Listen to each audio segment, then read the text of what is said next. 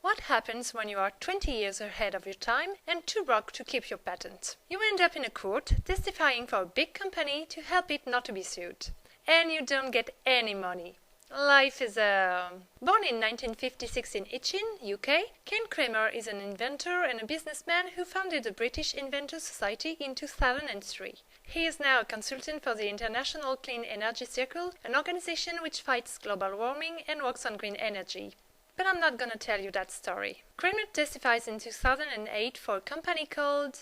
I don't remember. Well, its logo is Sir Isaac Newton's favorite fruit. Anyway, this company was sued because of one of its products, the iPod. It's a bit complicated and I don't really want to speak about this subject, so I'm gonna sum up. Massively. The case starts with a complaint from Burst.com about a patent infringement. Basically, the iPod is not an invention of the Cupertino company, according to Burst.com, as all its components are already existing. That is to say the screen, the controller, the menu system, the music storage, and so on. In that case, you can also argue about the battery and the headphones. Thinking of the financial consequences of the potential lawsuits, the lawyers of the corporation created in 1976 in Los Altos work at the problem and find a patent filed in 1981. Who applied for that patent?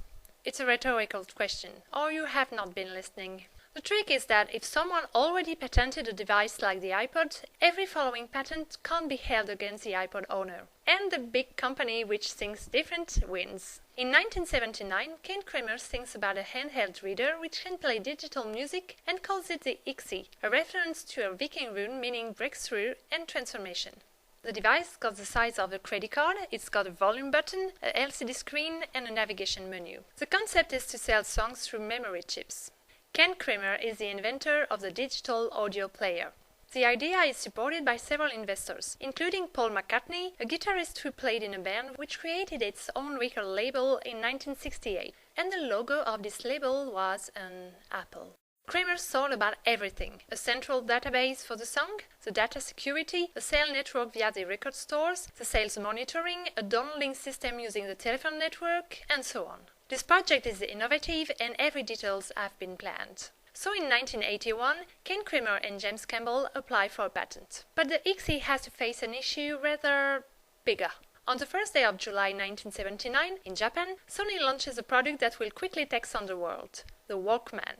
This tape player is so successful that Sony sells 2,020 million units in 30 years, and then the Walkman becomes an antonomasia. But the magnetic tape was created in the 30s. It is time to give way to the digital technology. So several prototypes of the IXI are produced and shown to the public in 1986. Unfortunately, the competition from the tapes is unequal. A cassette can store an hour of music, when an IXI chip is 3 minutes and a half long. And this difference nips Kramer's idea in the bud. With no money and no perspectives, Kramer and Campbell don't renew their patents in 1988. You already know what happened next. Or your attention deficit disorder is worse than what you thought. Well, in 2016, it sounds a bit ridiculous to be outstriped as a Walkman, which is not manufactured anymore since 2010.